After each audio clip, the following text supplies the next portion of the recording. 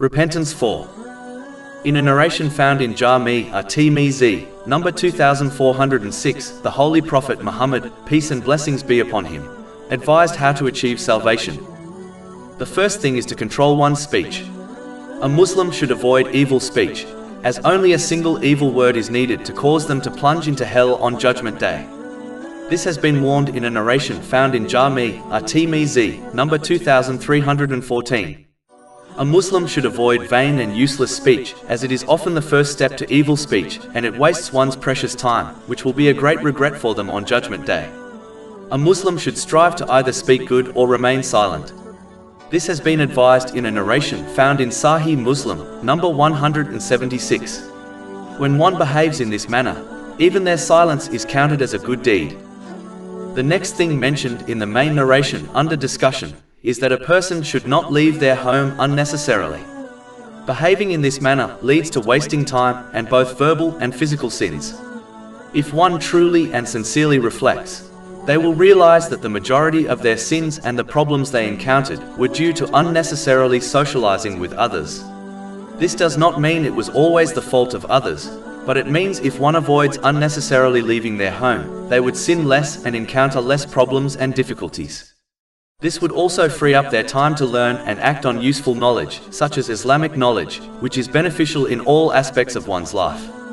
Socializing unnecessarily wastes the unique blessing of time, which never returns after it passes. Those who wasted their time on vain and sinful things will face stress in this world and a great regret on Judgment Day, especially when they witness the reward of those who utilize their time correctly. In addition, socializing unnecessarily also hinders a person from fulfilling their responsibilities and duties towards Allah, the Exalted, and people.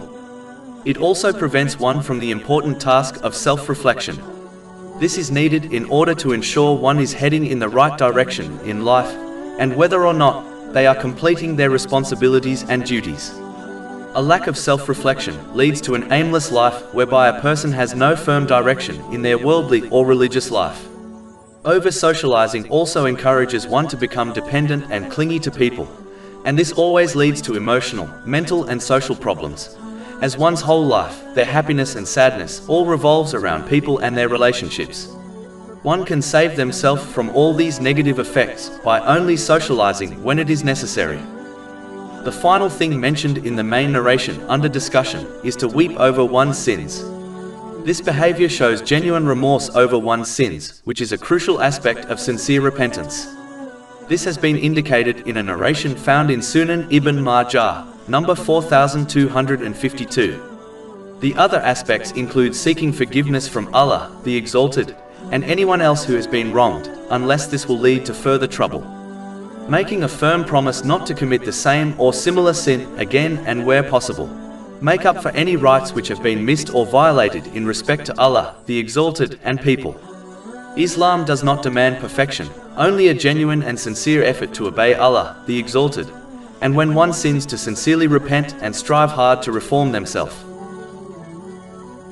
Over 400 free ebooks, audiobooks, infographics, podcasts and blogs available on our website, www.shakepod.com.